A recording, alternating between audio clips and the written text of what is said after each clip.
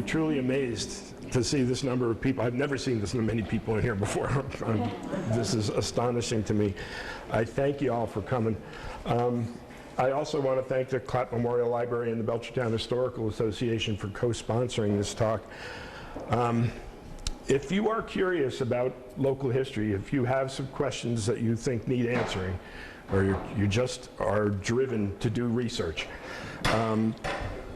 I am going to be doing a class, 4 sessions in the spring on local history research and what resources we have here in town, at the Stone House, in the library here, and some other places. If you're interested in attending that class, just leave me an email address on this sheet, and I will, I don't know where to put it. I'm going to put it up here, and I'll get in touch with you before we begin and give you some more information about when it's going to happen. It should be fun. There will be 2 sessions here, 2 sessions at the Stone House, where you can do some research and do some hands-on research. So this talk today has just disappeared.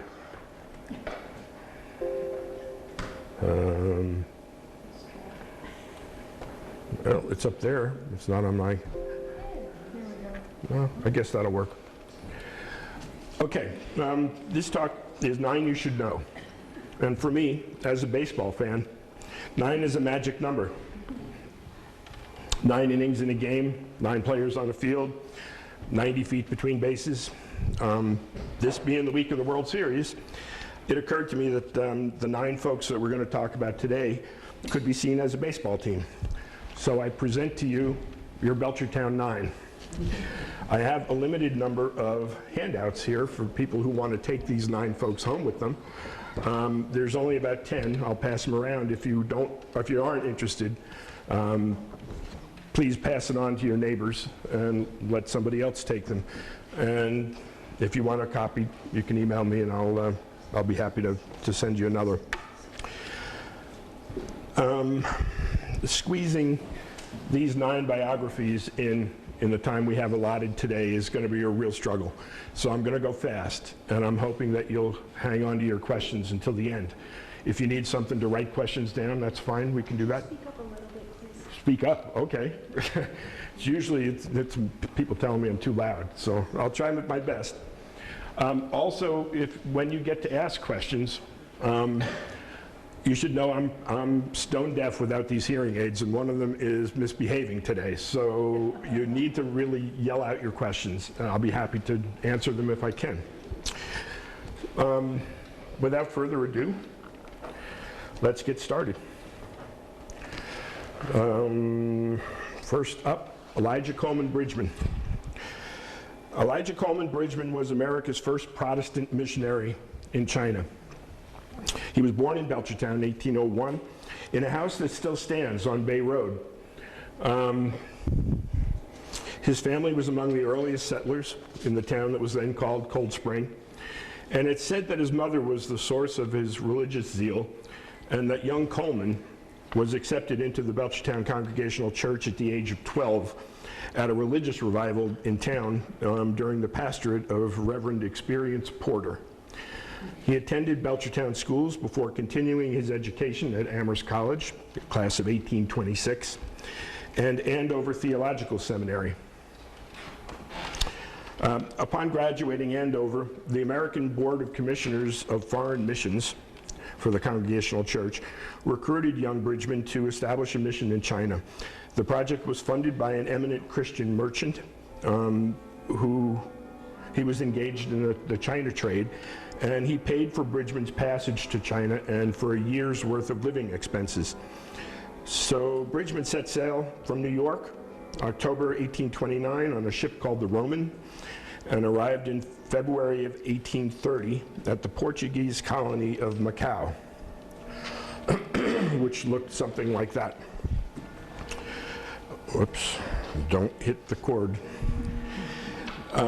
There he was met and welcomed by Dr. Robert Morrison. Morrison is an internationally well-known missionary.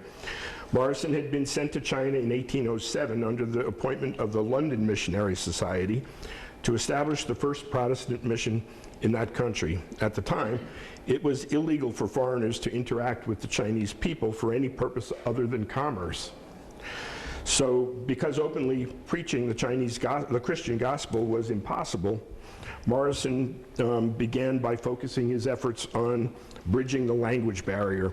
He was fluent in Mandarin and Cantonese and believed that translating the important texts would lead to greater understanding between the two cultures.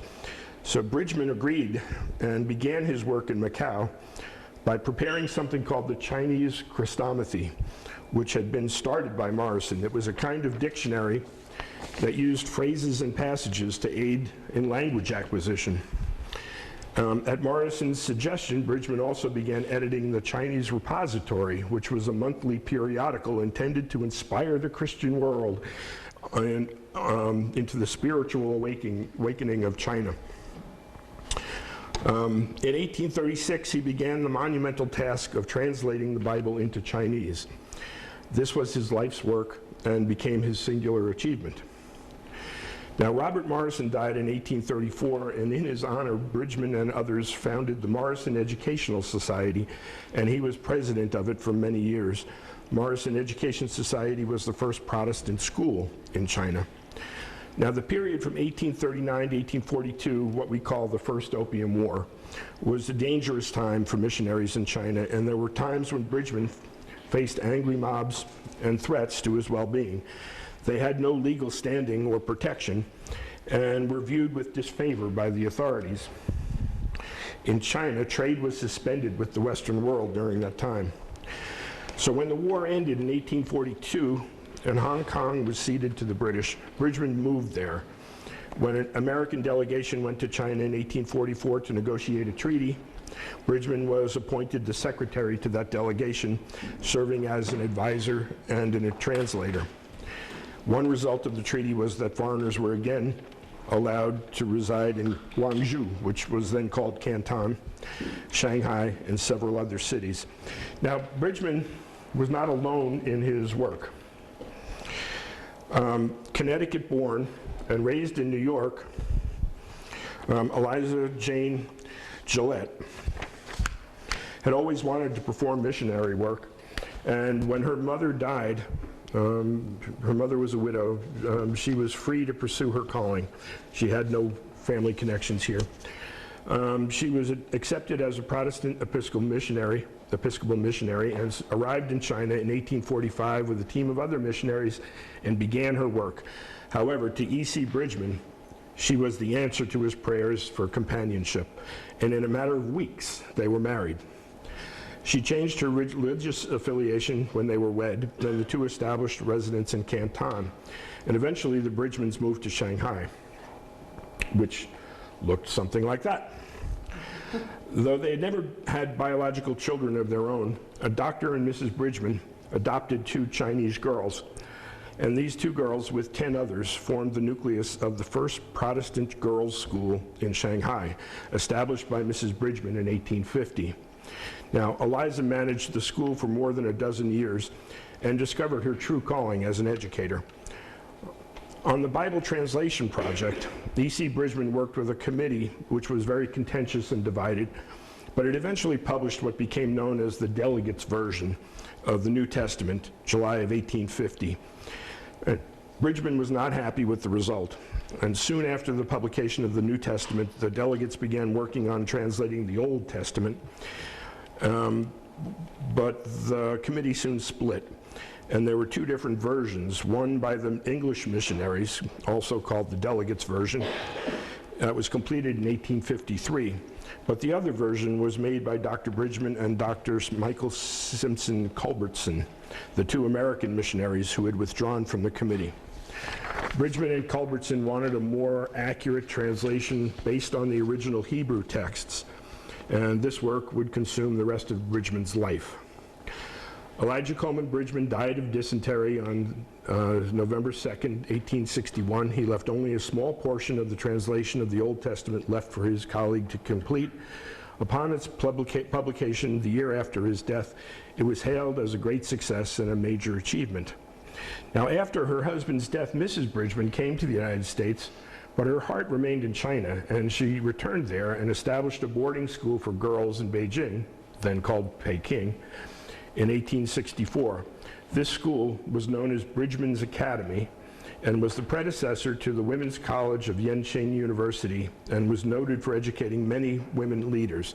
Eliza was acknowledged as a teacher of exceptional skill.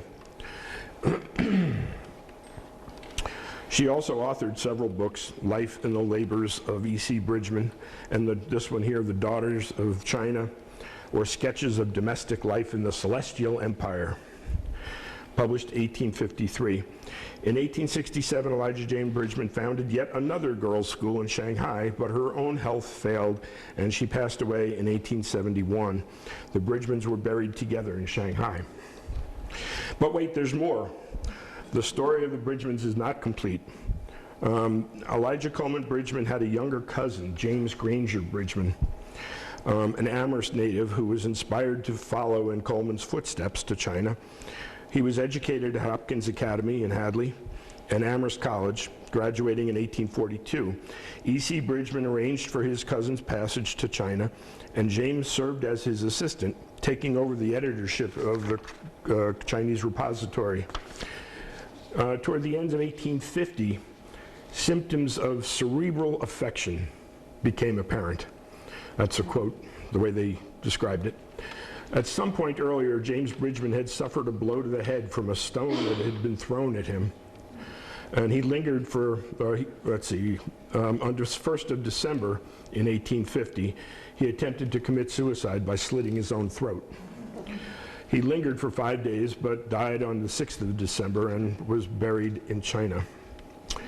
The Bridgmans and other Protestant missionaries served to open a wedge to the closed society of China. Their legacy lives on in Asia, even more so than here.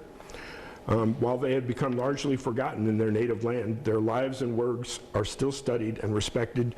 China, Japan, Korea, and visiting students from those nations sometimes contact museums and libraries here, including the Stonehouse, to learn every detail they can about the lives of these people.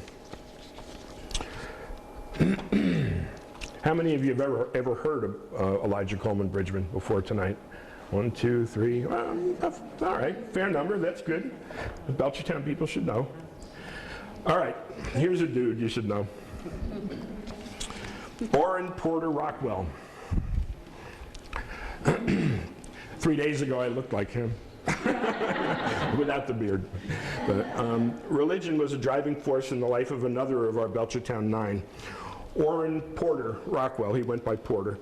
Rockwell was born in 1813 in Belchertown to Orrin and Sarah Witt Rockwell.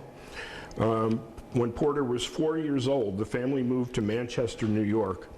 And 2 years after that, another family moved into Manchester, New York, that of Joseph Smith Sr., with the boy that would later found and lead the Mormon Church, Joseph Smith Jr.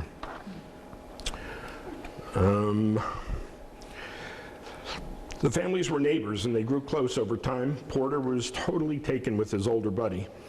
Joseph Smith, as a teenager, young Porter would stay up late listening to Joseph relate the story of his visions, and as Joseph prepared to publish the Book of Mormon, Porter worked odd jobs, chopping firewood, picking berries and such, and donated his earnings to Smith for the publication fund.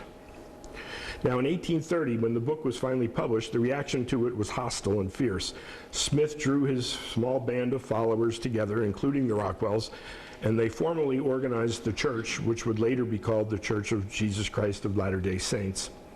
Now, whatever you think of the Mormon Church, there is no denying that theirs is a story of persecution.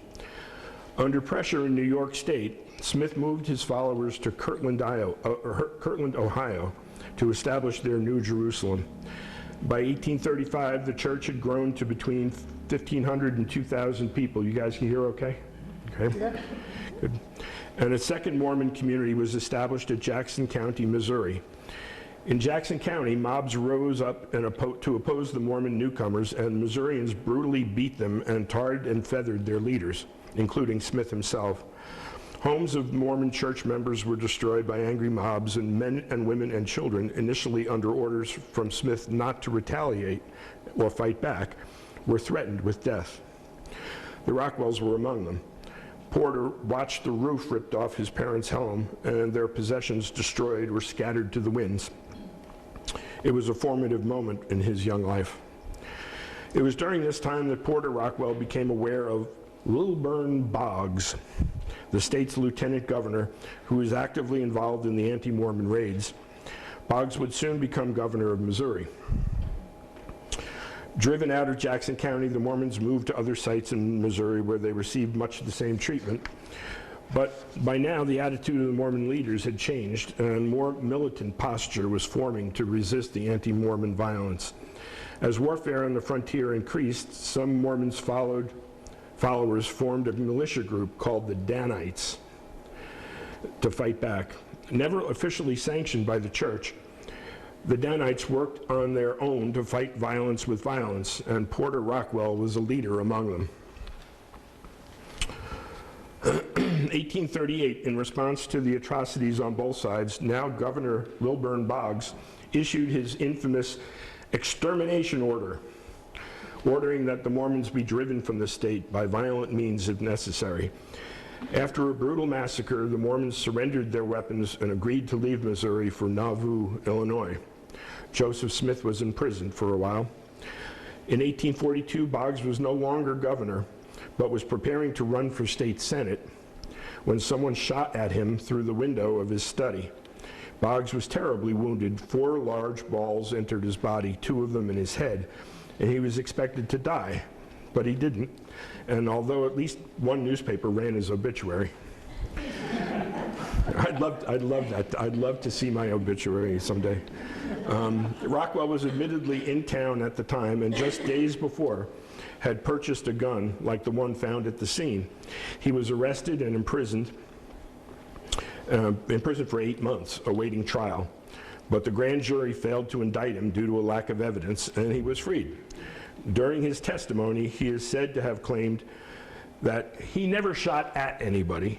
If I shoot, they get shot. He's still alive, ain't he? He also said, I never killed anybody that didn't need killing. Now, legend, now it's really hard to separate the legend from the fact here, so you take all this with a grain of salt, but legend said that after 8 months imprisonment, a filthy and emaciated Rockwell appeared unannounced at a Christmas party at Joseph Smith's house in Nauvoo. Smith supposedly was moved to say, I prophesy in the name of the Lord that you, Aaron Porter Rockwell, so long as ye shall remain loyal and true to the faith, need fear no enemy. Cut not thy hair, and no bullet or blade can harm thee. He became the personal bodyguard to Joseph Smith and Brigham Young, and no person was ever more loyal to the Mormon leaders. Porter Rockwell was a colorful character who fit right in with the violence of the Old West and the mythology that grew up around it. Admittedly, it's difficult to separate the truth from fiction about him. He was in California during the gold rush years. He was a renowned mountain man leading immigrant parties through the Rockies. Rockwell opened the popular Hot Springs Hotel and Brewery. In 1849, he was appointed deputy marshal for the Great Salt Lake District and was a lawman for the rest of his life. Like many a Western gunman, he worked both sides of the law. Known as the destroying angel of Mormondom, he was implicated in several different murders, but always managed to be acquitted. He was also a generous man with his friends, even once cutting off his infamous locks to provide hair for a wig for a widow who was balding from the effects of typhoid fever. Aaron Porter Rockwell died of natural causes in 1878.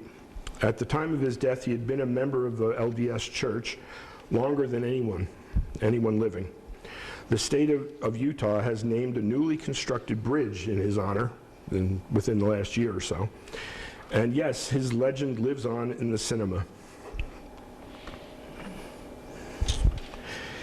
This was He was the subject of a really bad 1994 movie called Rockwell, and has been portrayed by John Carradine and by James Coburn in other Hollywood movies.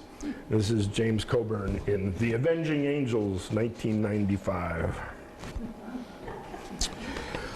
Another Western dude, Nathaniel Dudley Goodell. I know Elizabeth's here, anxious to hear about Nathaniel. Nathaniel Dudley Goodell, born in Belchertown, 1814, went to Amherst as a young apprentice to an important builder and architect, Warren Howland. He moved to Ware about 1838 and under contract to the Otis Manufacturing Company built 3 large factories and several hundred factory houses. In 1849, at the age of 35, he decided to try his fortunes in California. Leaving behind his wife and children, he formed a company of 12 local men, and they chose a route that would take them across the Isthmus of Panama. This was very early. They were among the first to try this route. As you can see, the standard route to California those days, you went around the Horn, as they call it, and came up. It took a long time. He and his buddies figured out that they could cut everything short if they crossed the Isthmus of Panama and came up this side. Good plan, right? They sailed out of New York on March 26th aboard the Leverett, reaching Chagres on the Gulf Coast in an amazing 17 days. From there, they went by river to Gorgona in 3 days, and from Gorgona they traveled 26 miles by foot to Panama, now called Panama City, where they were stranded with thousands of other American gold seekers waiting for passage up the Pacific coast to San Francisco. It was during this wait that several of his company turned back for home, but Dudley Goodell pressed on, eventually finding passage on a schooner, but it would take him more than 3 months to sail from Panama to San Francisco. 17 days from New York to Panama and 3 months from Panama to San Francisco. He arrived at last San Francisco, August 14. Now, years later, reminiscing at a family reunion in Amherst, he spoke of that time. Mr. Goodell? We were 95 days on the passage from Panama to San Francisco. Their fare was boiled beans and junk beef. We arrived at San Francisco August 14, 1849. At Sacramento, 100 miles up the river, we found about 5,000 men living in tents. I saw but one woman in the whole town at that time and only one framed building. Everything seemed to be in perfect confusion. Goods of every description were scattered about up and down the riverbanks. Tobacco, nails, and trunks of clothes were left as of no account, while the boys had gone to the mines. Thanks. That was spectacular. When Dudley Goodell's brother, Noble Goodell, journeyed to California in 1852, a few years later, he brought with him Dudley's wife and children. Dudley's wife was the former Sarah Pease of Granby. They went by way of Nicaragua, a slightly different route, but they encountered some of the same adventures. Travel across Lake Nicaragua, overland by animal to the Pacific coast, and then finding passage up to San Francisco. Noble Goodell eventually returned to Amherst, where he's buried in the town's West Cemetery. But Nathaniel Dudley Goodell, another picture of him, after being reunited with his family, lived for 45 years in Sacramento. Goodell is considered to be the man most responsible for the look of Sacramento. Having met with indifferent success, as he called it, in the gold fields, he thrived in Sacramento by plying his former trade, first as a builder and then as an architect, designing some of the city's most elegant buildings, including the renowned Gallatin House, which later became the governor's mansion. This elegant mansion, I keep tripping over that, it's 3 stories high, mansard roof, which was characteristic of Goodell's designs, and it had an observation tower giving magnificent views of the Coast Range and the Sierra Nevada. It's now an historic site, and it's open to the public. And in all, Goodell designed and/or constructed several hundred buildings, including the downtown business blocks, many elegant residences, and in and around Sacramento. He died in 1895 in his Sacramento home, which he designed and built. The Special Collections Room at the Jones Library in Amherst contains a fascinating window into the experiences of these two brothers who journeyed to California during the gold rush. Both men recorded their experiences in letters home, which have been preserved at the library. 15 of Nathaniel Dudley Goodell's California-related letters written between 1849 and 1854, and 3 of Noble's letters are to be found in that collection. Moving right along. All right, this is Susanna Dwight Shaw, but this is really the story of Angeline Palmer. I have no picture of Angeline, where she'd be represented up here as well. But let's begin our story with the Dwight family. If you've lived in Belchertown for any length of time, that's a name you recognize. On the day after Christmas in 1789, Susanna Dwight was born in Belchertown, the daughter of Elijah and Diana Hinsdale Dwight. Although she used Susan for most of her adult life, she was born Susanna, and we will call her that to distinguish her from her daughter, who was also named Susan. So Susanna the older, Susan the younger. The Dwight family was one of Belchertown's most prominent families. In fact, the house that is now the Stonehouse Museum was built by Jonathan Dwight, Susanna's first cousin. They were both grandchildren of Captain Nathaniel Dwight, who first settled in this area, then known as the Grassy Hill section of Cold Spring. Susanna's father, Elijah Dwight, inherited some 40 acres of land on the east side of what is now Main Street, and that's land that would become the middle portion of the Common, Park Street, and the land where the Congregational Church and Mount Hope Cemetery are today. Now, this is an 1838 image.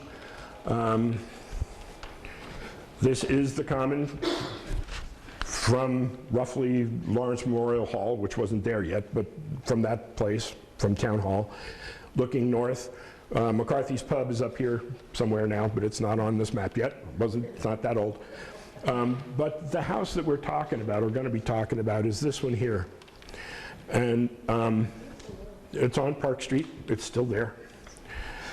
On September 9th, 1812, Susanna Dwight married Mason Shaw of Castine, Maine. They were married by Reverend Experience Porter at the Belchertown Congregational Church. Now, Mason and Susanna Dwight Shaw lived in this fine federal-style house at 32 Park Street on the Common. Squire Shaw was the second practicing attorney in town, and he had this fine house built about 1822 with landscape wallpaper, rare plants, and trees on the grounds. His property, however, belonged to his wife. Susanna Dwight Shaw was the first woman in Belchertown to secure the right to hold property in her own name. She inherited the property from her mother. Now, hang on now, you got to follow this. The widow, her mother was the widow of Elijah Dwight, as we've talked about, who owned the east side of Grassy Hill.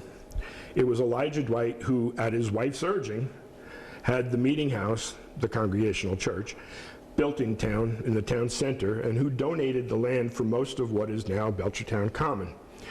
After Elijah Dwight died, his widow married Dr. Estes Howe, who, at his new wife's urging, donated the land on the north side of the Common.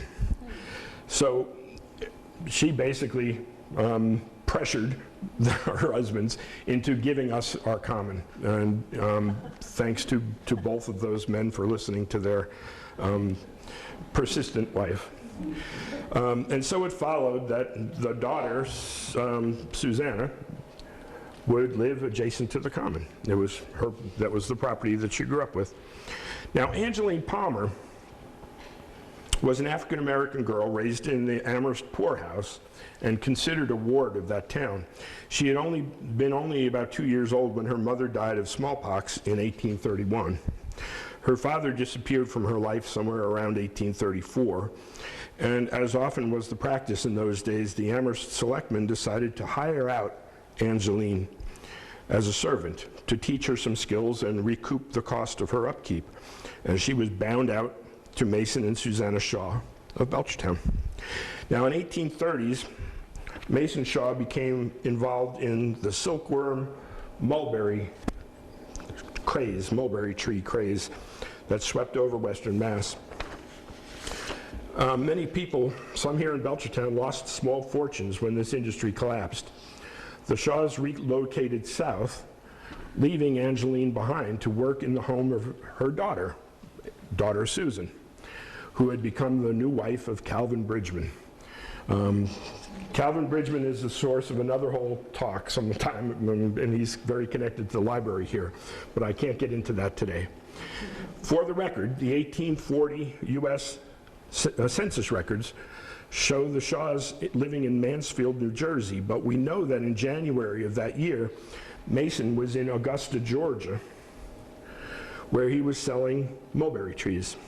If you can't see it in the back, this says, Mulberry and Silk Culture, Ward Cheney and Brothers and Mason Shaw have now growing in the most flourishing condition in Augusta, Georgia, adjoining the Hampton Racecourse, about 80,000 Morus multicaulis trees, which they offer for sale in lots to suit purchasers.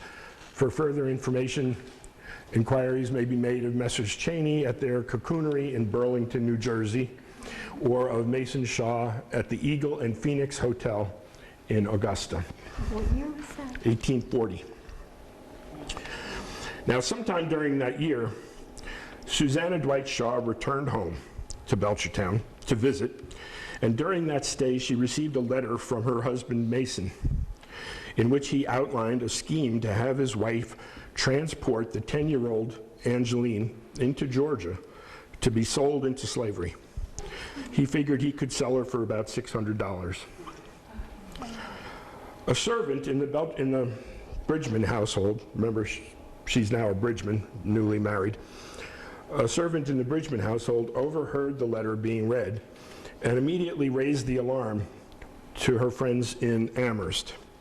20-year-old Lewis Frazier was Angeline Palmer's half-brother, and he and his friends, including Henry Jackson and William Jennings, appealed to the Amherst selectmen, who were still legal guardians of the girl, to take action. The selectmen refused to intervene, however, and left only more drastic options. So as Susanna Shaw was preparing to depart from Belchertown, Angeline was in Amherst saying goodbye to her grandmother, who was a servant in the home of Hezekiah Hezekiah Strong, who was the Amherst postmaster. Strong, who was also Susanna Shaw's brother-in-law, had a hunch that an attempt might be made to interfere with the family's plans. So instead of returning Angeline to Belchertown on the regular stagecoach, he hired a liveryman to cart her, to bring her to the Shaws by private carriage. Now, Lewis Frazier and William Jennings did flag down the stage, as he anticipated, on Federal Street on the way to Belchertown, but not finding Angeline, they returned to Amherst. There they learned that Angeline was with Frink on their way to Belchertown via Southeast Street and Bay Road. Once alerted, Frazier, Jackson, and Jennings borrowed a horse and buggy from a sympathetic white butcher and sped to Belchertown. By the time they arrived on the common, Frink had already delivered his passenger and had retreated to a nearby tavern. Frazier entered the Park Street home, this home here. That's the chiropractor's office, by the way, if you're trying to figure out which house that is. He entered the home in search of his half-sister while Jackson and Jennings waited in the wagon. A commotion erupted in the house where Mrs. Shaw and a neighbor had Frazier trapped with Angeline in his arms in an upstairs room. Jackson and Jennings forced open the door, knocking over Mrs. Shaw, and the three men led Angeline down the stairs past a crowd that had assembled and into the wagon. Their hurried return to Amherst was interrupted when they sped past a rider going in the same direction. That rider was Sheriff Dwight, who ordered them to stop. Now, Dwight recognized Henry Jackson and, unaware of the circumstances, warned the men about traveling at excessive speed and then sent them on their way. Kind of a warning, right? Angeline was hustled into a North Amherst home of Spencer Church, a white farmer and abolitionist, who secretly hurried her to the home of Charles Green, a black resident of Coleraine. Frazier, Jackson, and Jennings and Frank were all arrested for assault and kidnapping and brought to trial in 1841. Frank, the only white defendant, was acquitted. The other 3 men were convicted but were offered their freedom if they would divulge the whereabouts of Angeline Palmer. All 3 refused and were sentenced to 3 months in the county jail. The local press, they had a field day with this one. They condemned the verdict. The Daily Hampshire Gazette wrote, "The people of Amherst believe pretty generally that the fears of the blacks were justly excited about the little girl, and that Frazier was justified in rescuing her in the eye of humanity, if not in the eye of statute law." Another newspaper, the Northampton Courier, summed it up this way: "Had the selectmen of Amherst interfered, and as was their right, not to say their duty, forbidden the removal of the girl from the Commonwealth, all this trouble and expense might have been saved." I was worried about the expense. The prisoners themselves did something less than hard time. The jailer gave them liberty each day, with the agreement that they would return to jail each evening. Tough jail time, right?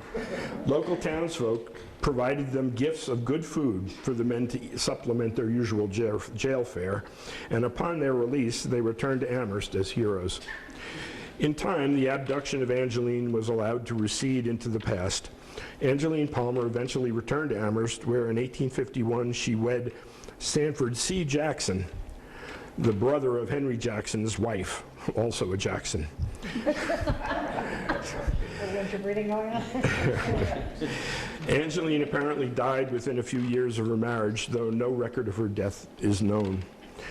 Susanna and Mason Shaw both returned to Belchertown by 1850.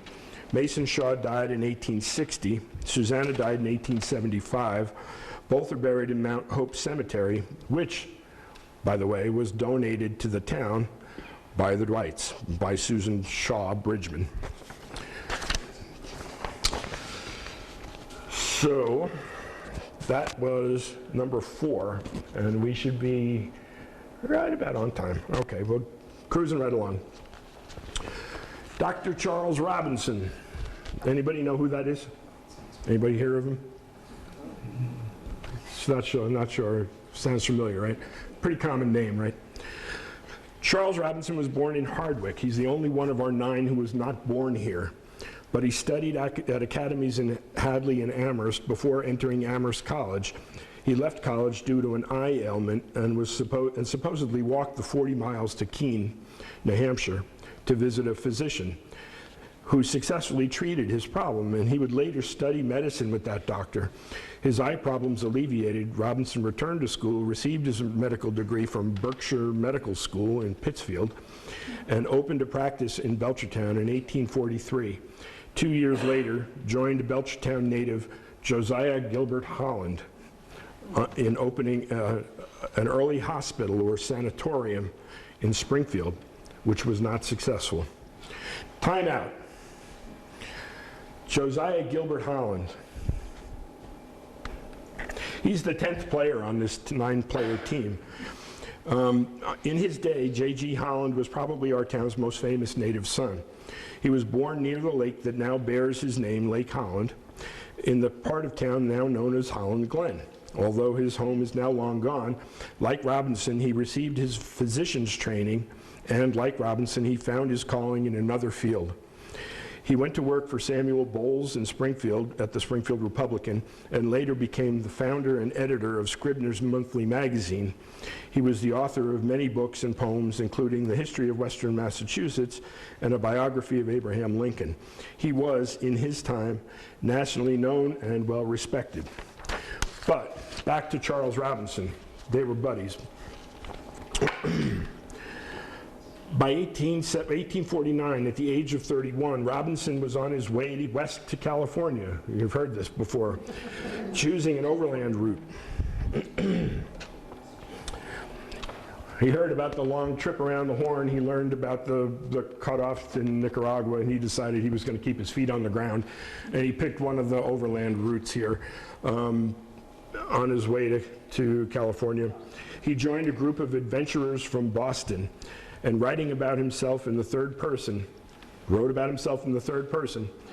he described himself this way. This party was composed of men of all classes and professions, including tradesmen, clerks, manufacturers, mechanics, farmers, and laborers. It was organized in the form of a military company with a full list of officers from captain down. The privates and non-commissioned officers wore gray uniforms, while commissioned officers wore navy blue. An assessment was made upon each member, and all property was purchased and controlled by the officers. Among the number was a physician by the name of Robinson, who was to be exempt from all duty except the care of the sick. The doctor, desiring rest from extensive practice, was in the pursuit of recreation quite as much as gold. The party left Boston in the winter of 1849, traveling by railroad and canal to Pittsburgh, and thence by steamboat to Kansas City or Westport landing. Some members of the party had seen much of the world, while many were unsophisticated and unsuspicious. These latter, when they paid their assessments, paid tuition in a school of more varied knowledge and experience than can be found in any professed place of education. Great, thank you. You can see the way he writes. He was not a great writer, but he did record his life. His company having fragmented along the way, the doctor arrived in California in the late summer. He went to the gold fields first, before finding his way to the nascent town of Sacramento for the rainy season. Observing that the high prices of goods and services, he quickly realized that more gold would be procured in Sacramento than on Bear Creek. And a partnership was soon formed and an eating house opened. That's the way he described it. At Sacramento, he became involved in and a leader of what became known as the squatters' riots. It was a complicated issue, but boiled down, the local authorities were evicting and mistreating people who were living on and working land that some absentee, wealthy landowner or speculator claimed. This was all done without due process. The problems stemmed from land claims that had origins with land grants made by Mexican authorities, often without any clear boundaries. Almost no one had ever seen written documentation of the claims at that time, and the ones that could be found were poorly written, and sometimes the boundaries were impossible to plot. In addition, there were many unscrupulous people in taking advantage by forging deeds or selling the same lands twice. So the miners rebelled against the local authorities, such as they were. There were riots in the streets, some organized by Robinson, and at one point the mayor of Sacramento was shot and mortally wounded. The city assessor was killed. The sheriff was killed in another incident. Robinson himself was badly wounded and captured and dragged off to a prison ship to die. When he didn't die, he was brought up on charges of murder, assault with intent to kill, and conspiracy. The 1850 census enumerates Charles Robinson on a prison brig in Sacramento. While awaiting trial, he was elected to the California State Legislature.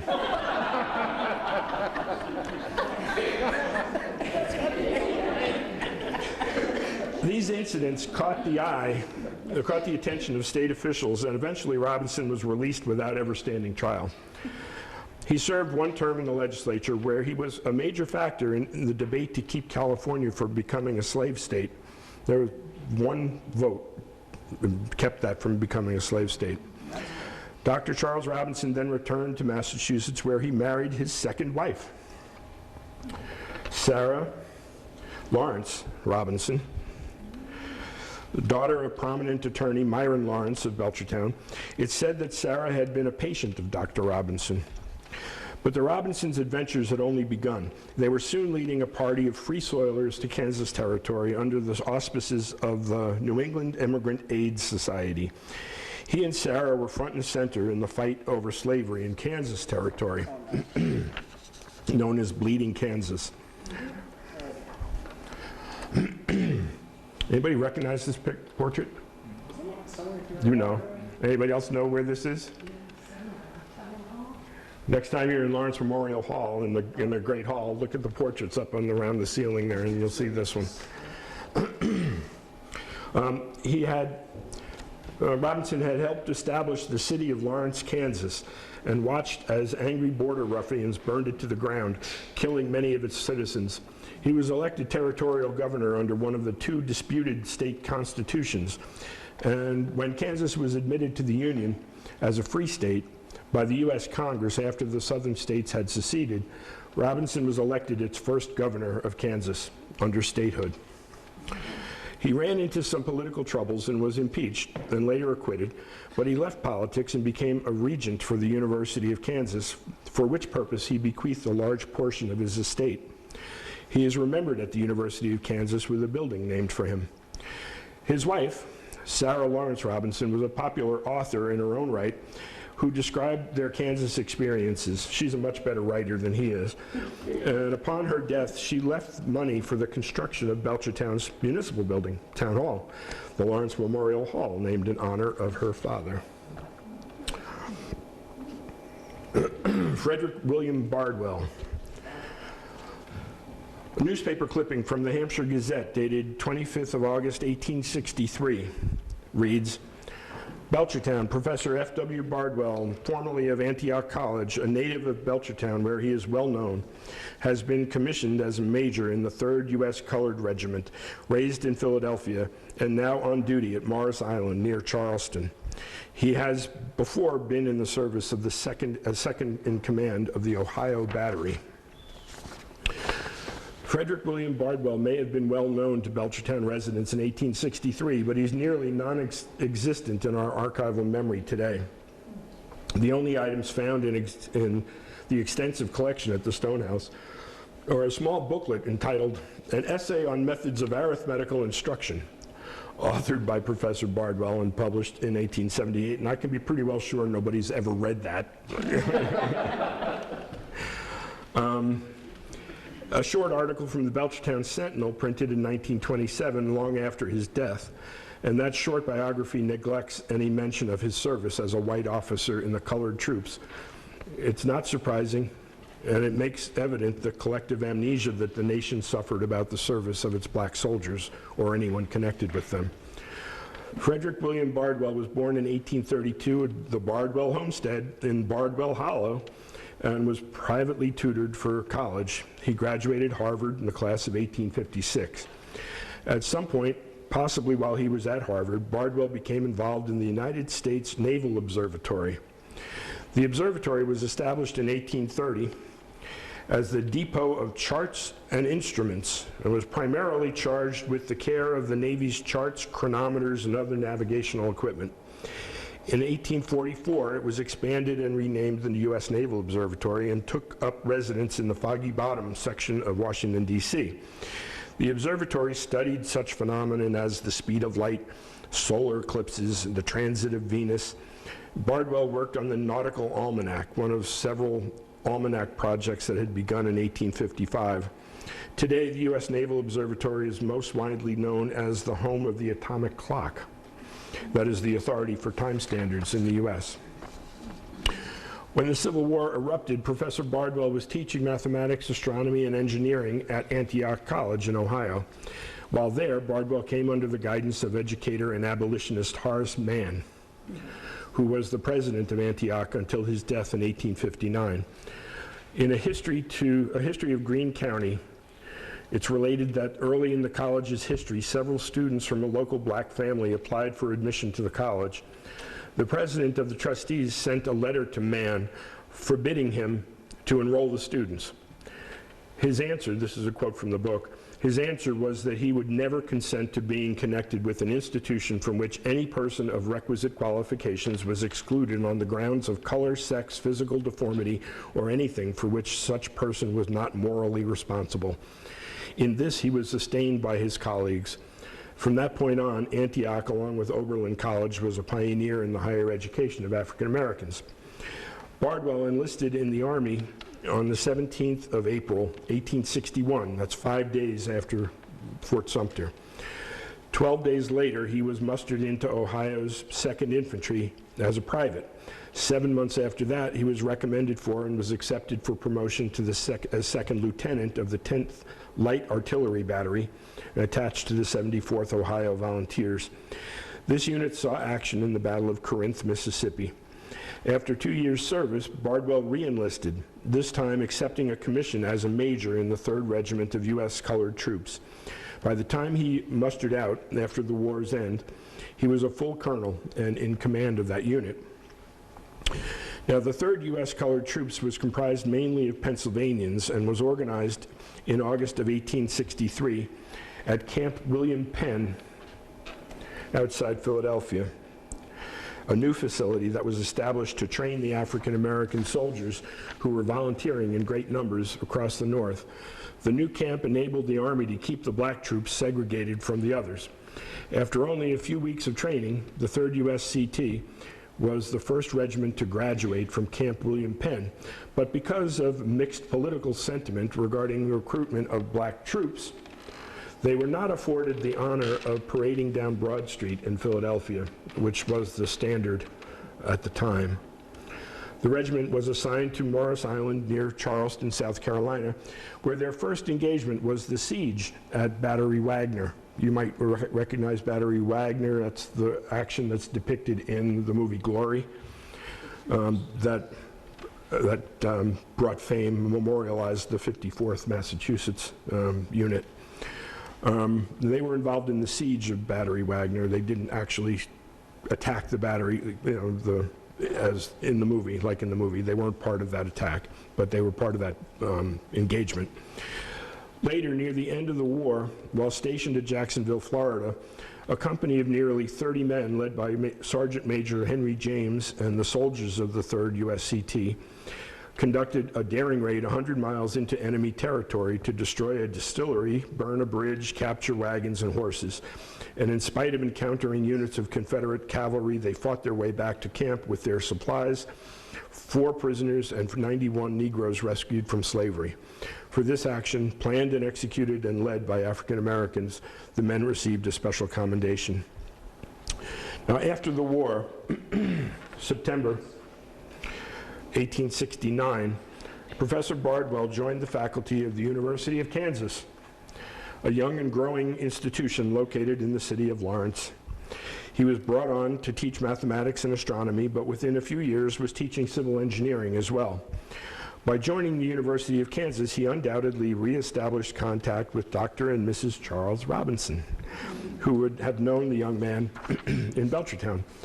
Bardwell would have been about 17 when Dr. Robinson left Belchertown. By the time Bardwell arrived in Lawrence, the former Governor Robinson was the benefactor to the university and the president of its Board of Regents. He and his wife, Sarah Robinson, had both made real estate transactions that enhanced the university and allowed for the expansion of its campus. Professor Bardwell also exhibited an inventive quality, obtaining patents on several inventions, among them a ship's propeller, which he claimed would reduce the transatlantic crossing by 2 days. This invention was never perfected because of Bardwell's untimely death. In June of 1878, the Regents provided a scientific expedition to Colorado to observe a total solar eclipse. Professor Bardwell was among the team assembled for this journey, even though he had been in poor health. And during this trip, his illness worsened, and he abandoned the endeavor, returning early to Kansas. And he died shortly thereafter on August 17th, age 46. He left a widow, Viola, and 1 daughter, Edith. All right, moving along to number 7, Ellen Goodell Smith. Some of you are wondering, where are the women in the story? Well, the women are all behind the men. The men get the credit. The women are the ones that are, telling them. Yeah. Right. Ellen Goodell was born in 1835, North Belchertown, in the homestead that later became known as Pansy Park. How many of you heard of Pansy Park? Most people. That's good. All right, she was the oldest of 8 children born to Asael and Cynthia Goodell. She attended Amherst Academy. When her health failed and consumption was feared, her family sent her to Dr. William Vale's Health Institute in Hill, New Hampshire. She became so impressed with his methods that she decided to become a physician. She attended Dr. Trowell's Medical College in New York City. I'd like to find out more about that institution, and graduated with honors in 1861. In 1867, she married Dr. John Brown Smith in Minnesota. The couple established the first sanitarium and Turkish bath in St. Paul. She went on to work in several health institutes in New England, the Midwest, and California. And for more than 40 years, Dr. Smith lectured and wrote on health and temperance. She railed against fried foods and those, quote, who indulge in flesh that feeds and stimulates, arouses and quickens every insane desire and base passion known to mankind. You get the flavor here, right? She returned to the old homestead at Pansy Park in 1874. That's her son, Lindsay. And she continued to write. Her book, The Art of Living, had a large following here and abroad. She also wrote The Fat of the Land and How to Live on It in the fall of 1896. Both books we have at the Stonehouse. She argued for vegetarianism and healthy lifestyle. And Ellen Goodell Smith died in 1906 at the age of 71 from a fall. Her husband, Dr. John Brown Smith, was also a character. In 1879, he spent 5 months in jail rather than pay the $2 poll tax in Belchertown.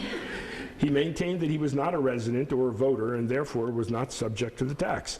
This item appeared in the Springfield Republican, 28th of April, 1879. Quote, John Brown Smith continues to assert that he will spend the rest of his life in jail rather than pay that $2 Belchertown poll tax.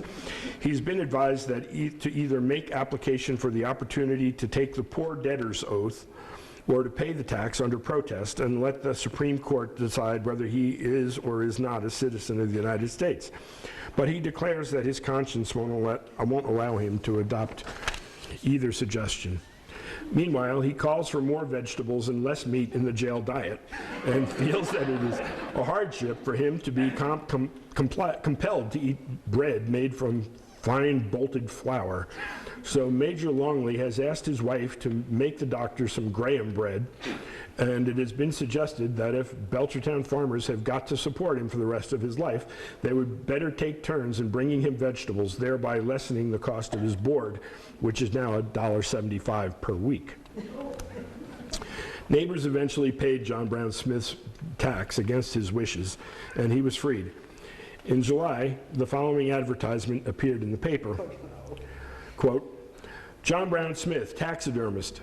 Special attention given to skinning old fogey human laws, stuffing with common sense, fossil birds found in antediluvian towns, cleaning out dusty moth-eaten poles, and recovering them with modern ideas. Particular attention given to shooting poll tax collectors for museums. It's still sore about that. Arthur Bridgman Howard, number 8.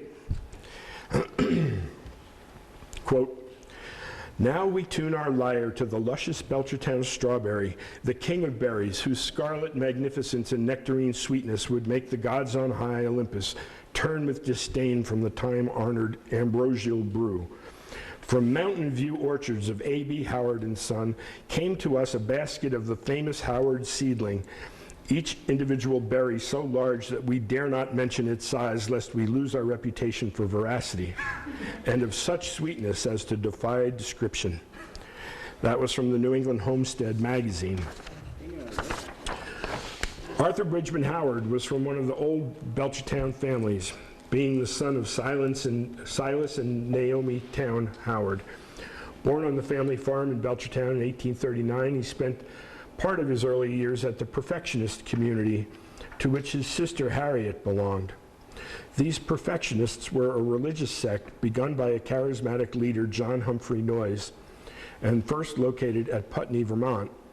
After a number of years in Putney, the group was forced to move to upstate New York and became known as the Oneida Community, one of America's longest running and most successful intentional communities.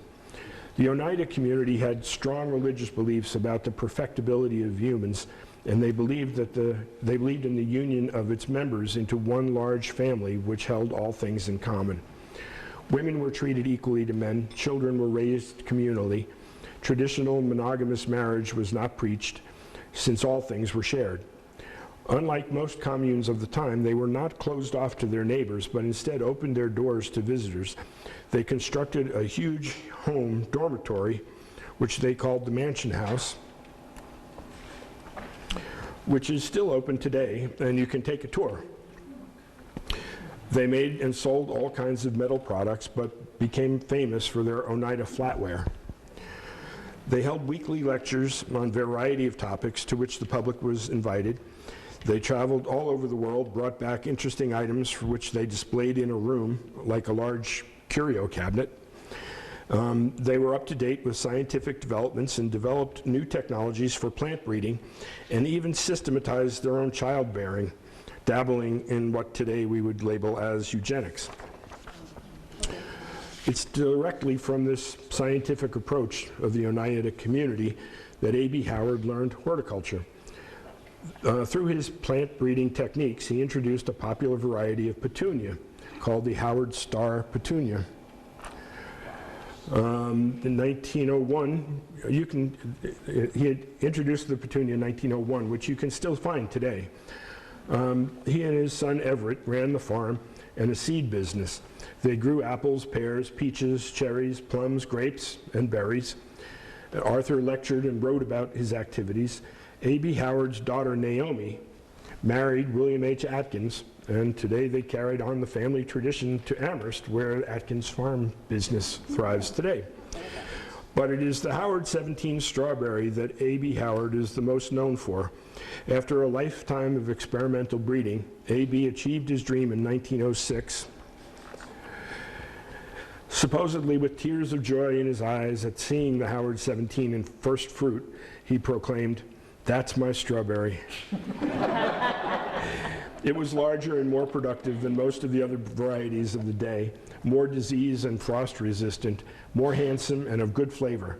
Unfortunately, Arthur Bridgman Howard died the following year, and it was left to his son Everett to popularize and market the fruits of his labor.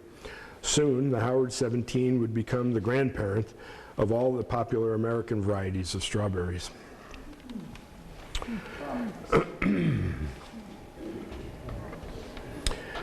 Number 9, Lucy Doolittle Strawberry. Lucy Doolittle Thompson. The name of Lucy Thompson will be forever associated with the Stonehouse Museum in Belchertown. However, she was a woman of many talents who left an indelible imprint on the town of her birth. Lucy Doolittle Thompson was born in Belchertown, 1868, the daughter of physician Dr. George and Sophia Brown Thompson. She attended Belchertown schools and then Smith College, graduating in the class of 1890. She entered into graduate studies at the Massachusetts Institute of Technology, at a time when there was only a nominal number of women in the technical fields. She received her degree in architecture in 1896 from MIT. For more than 20 years, she worked as an architectural draftsman in Springfield, Boston, Providence, New York, and finally Pittsfield, where she moved with her mother after her father died. In a letter for Smith College Alumni magazine in the late 1890s, she had this to say. I'm doing just the same as when we last met. Chief cook and bottle washer at home and at the office. The latter offers constant variety, which makes it interesting. My work this spring has included an art for a synagogue, a golf club and caddy house, a garage for a jail, a parish house boys club colonial and Italian ironwork, a photostat room, not to mention the houses that we always have with us. Thank you. Lucy Thompson started the Arts and Crafts Society in Belchertown.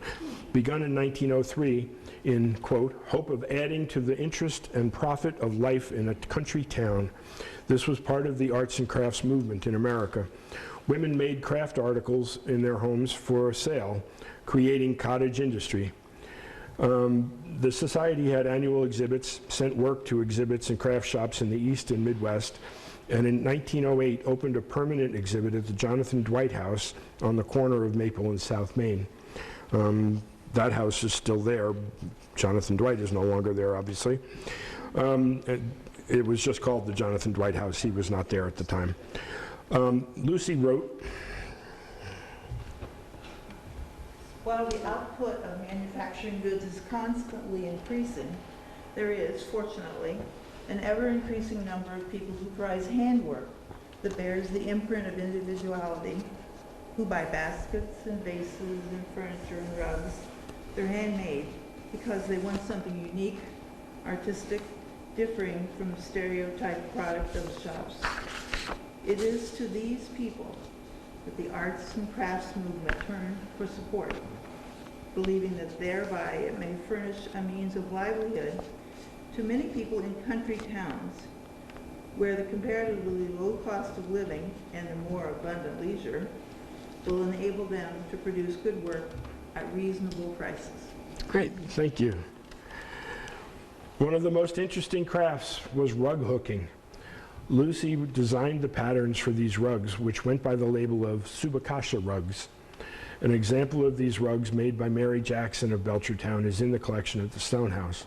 Subakasha was a made-up name to sound exotic, but that's what they were called, and they advertised all over the country, these rugs.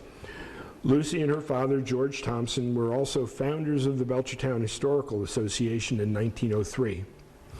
The first meeting was held in their home on South Main Street, right across the street, with the foresight that is appreciated by us today. That early group began gathering Belchertown's historical artifacts.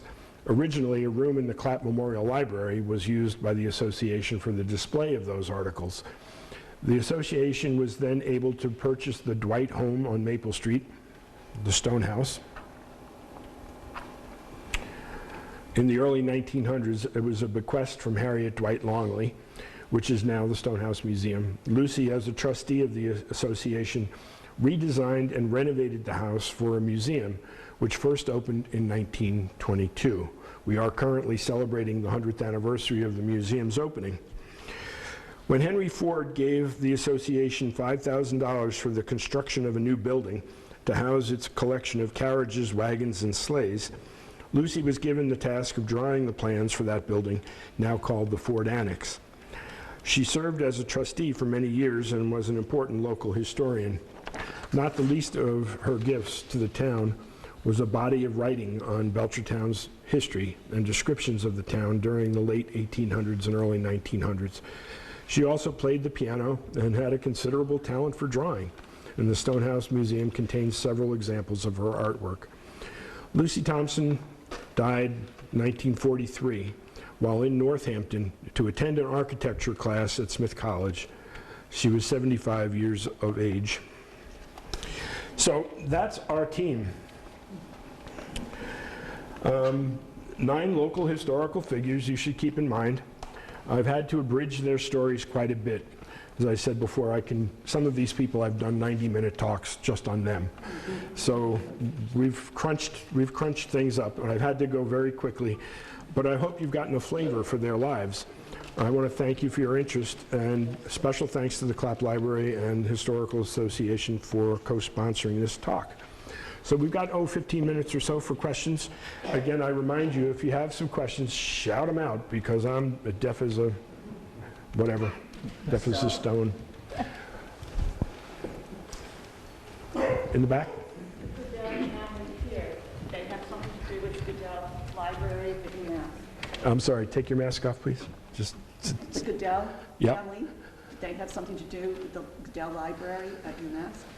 They're all eventually the same family if you go back far enough. There was the Amherst branch and the Belchertown branch. And sometimes Goodell is spelled Goodale, A-L-E at the end.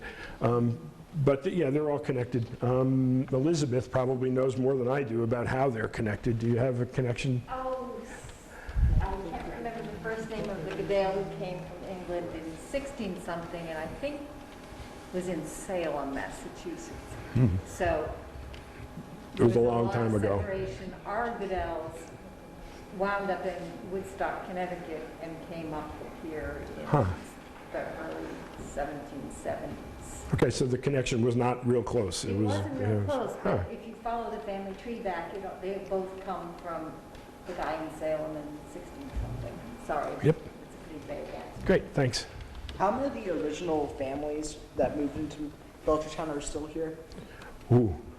Well, I don't know how to answer that because the name may have disappeared, but the descendants might carry on. For example, the Hennemans, Marnie Henneman is here, but she's, where are you, Marnie? There you are. She's got connections with several different early Belchertown families. It's hard to say. And I'm not sure I would know the answer anyway because the original family, a lot of times people talk about the original families, and it's hard to know who they were. There were the original request to form the town of Belchertown, to get a meeting house, to establish a church and a meeting house, required 20 families. You had to document the names of 20 resident families. And that list has changed a number of times. The town actually had to request to become a town several different times. And each time they submitted that list of 20 families, it was slightly different.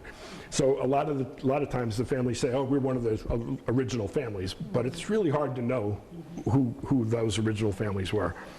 But if you want to check that out, I can give you the list of what I think are the original 20 families in the first document that was request. And how many of them have descendants still here in town? I don't know. That's a tough one. A lot of the families have mostly moved away. All right. Another question? Yeah, look. Mm-hmm. I just have a little tidbit about Elijah Bridgman there. Mm-hmm. I thought some time ago, maybe a year ago, I got an email personally from a Mr. Wang. I wasn't sure whether I should open it or not. We did. And it turns out he asked if I was associated with the Congregational Church of Belchertown. And so I replied back to him, yeah, I'm a deacon there.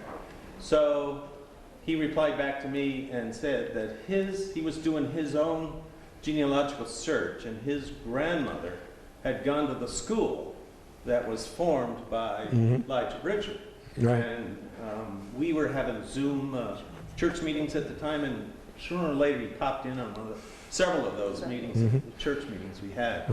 But he's a professor of English in Oklahoma. Cool. Yeah, we actually get more requests at the Stonehouse for information about Elijah Coleman Bridgman from people from Asia than we do local people. Some of you might remember Doris Dickinson carried on a correspondence with some folks, I believe in Korea, and actually had a student come stay with her for a while. But they were, really, really interested in digging up any detail they could about Bridgman and the Bridgmans. And a lot of it has to do with her work, not his.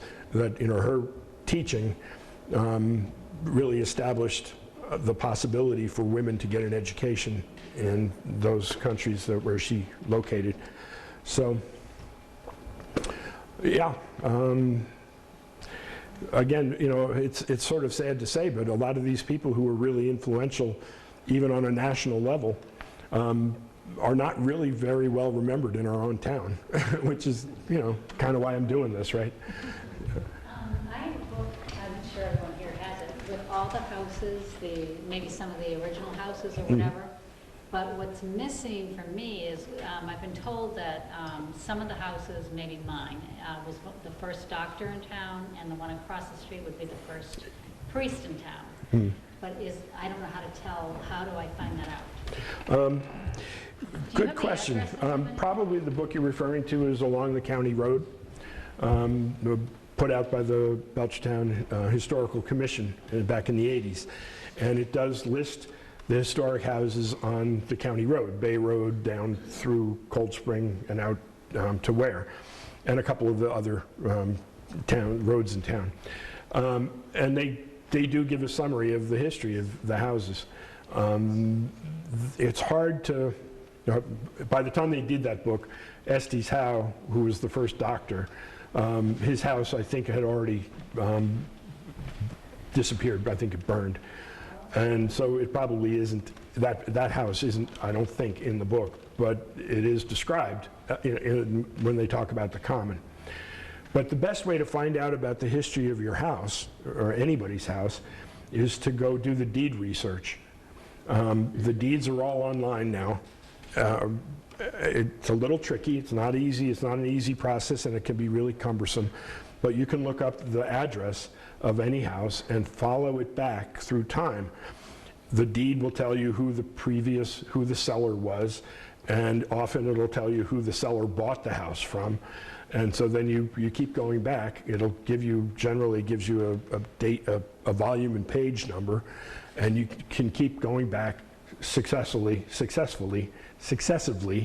until you get back to the early days. And eventually you'll come to a very early deed, which would be, sometimes they're hard to interpret, but they're there. And that's how we would do a house history. That's how we would trace the owners of a house. So if you have any questions, about how to do that, email me and I can help you with that. More questions?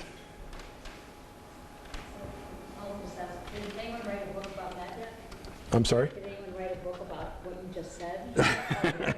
Oh, they're out there. Just people better than me have written that book, but it's out there. What else? Anybody else? All right, well then I'll call this game officially over.